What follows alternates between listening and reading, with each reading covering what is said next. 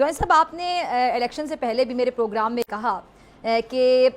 P D M 2 کا ہی وجود نظر میں آتا ہے، اور آپ نے کہا تھا کہ اگر یہ فارمولا چل جاتا ہے تو یہاں پہ قومی حکومت بنے گی اور جماعتیں اگر اکٹھی ہو جاتی ہیں تو آپ کے مطابق جو آدھا فارمولا ہے جو آپ نے بات کی تھی فارمولے کی، وہ آدھا فارمولا تو چل گیا ہے، یعنی کچھ جماعتیں اکٹھی ایک پیج پر آ گئی ہیں، تو اس کا مطلب ہے آدھی بہتری بھی ہم ایکسپیکٹ کریں؟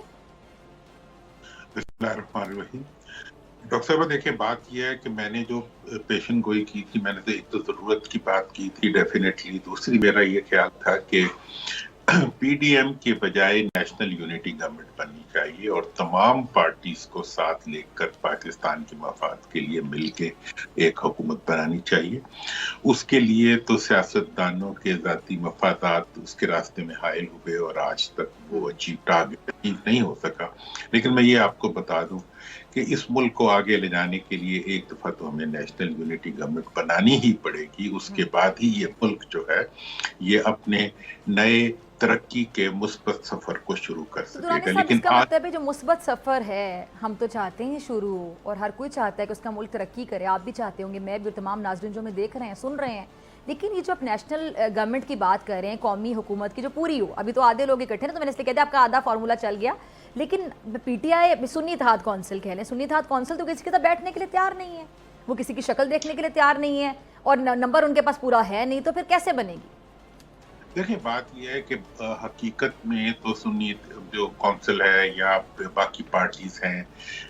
یہ سب اپنی جگہ حقیقت ہیں، لیکن حقیقی حقیقت جو ہوتی ہے وہ عوام کی رائے ہوتی ہے اور عوام کا ووٹ ہوتا ہے۔ میں سمجھتا ہوں کہ ان الیکشنز کے اندر عوام نے تمام دباؤ کے باوجود کسی دباؤ کو قبول کرنے سے انکار کرتے ہوئے اپنے ووٹ کو ڈالا، لیکن یہ ایک حقیقت ہے جو کہ وقت ثابت کرے گا کہ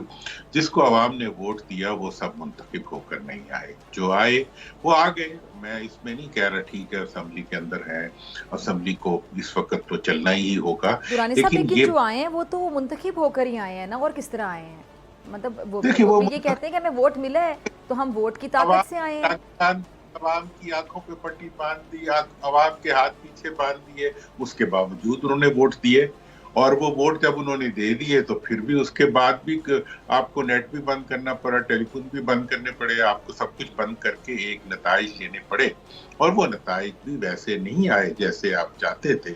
اور اس حد تک کہ جب انڈیپینڈنٹ لوگ آئے تو انڈیپینڈنٹ لوگوں نے بھی مطلب ان پیشن گوئیوں پہ عمل کرنے سے انکار کر دیا کہ یہ سب جو ہے کہیں نہ کہیں جائیں گے، وہ نہیں گئے، کیونکہ اس کے پیچھے صرف عوام کا دباؤ تھا، اور آج بھی عوام کا دباؤ ہے۔ اس وقت میرا اب یہ خیال ہے کہ اس وقت جو پارلیمنٹ میں پالیٹکس ہو رہی ہے اس میں جو سنی اتحاد کونسل یا پی ٹی آئی ہے جو بھی کہہ لیں، اب وہ پہلی دفعہ انہوں نے حقیقی سیاست شروع کی۔ پہلے وہ دائیں بائیں وہ ہمیشہ ہی ریفری کو بال مارا کرتے تھے، اور اسٹیبلشمنٹ کے خلاف باتیں کرنا، فوج کے خلاف باتیں کرنا، یہ سب غیر سیاسی گفتگو تھی۔ اب انہوں نے اپنا ٹارگٹ لائن لینتھ بالکل ٹھیک کری، اب وہ ایک سیاسی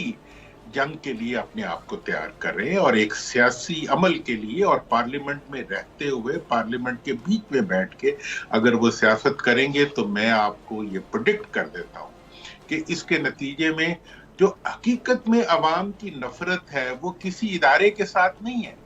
عوام کی نفرت 71 سے لے کے آج 2024 تک 41 سال ہو گئے ہیں، اس میں اگر آپ مارشل لاؤں کے 7-8 سال نکال بھی دیں، باقی سب میں یہی لوگ حکومت میں رہے ہیں جو آج حکومت میں۔ آپ کو پتہ ہے جی آپ بات مکمل کر رہے ہیں، 71 سے لے کے آج تک جتنی بھی سیاسی حکومتیں بنی ہیں وہ انہی لوگوں کی تھی۔ جو دکھ آج عوام کے ہیں وہ انہی لوگوں کے دیے ہوئے ہیں، اور انہی لوگوں کے خلاف جو ہے عوام کا ایک ری ایکشن ہے جو موجود ہے۔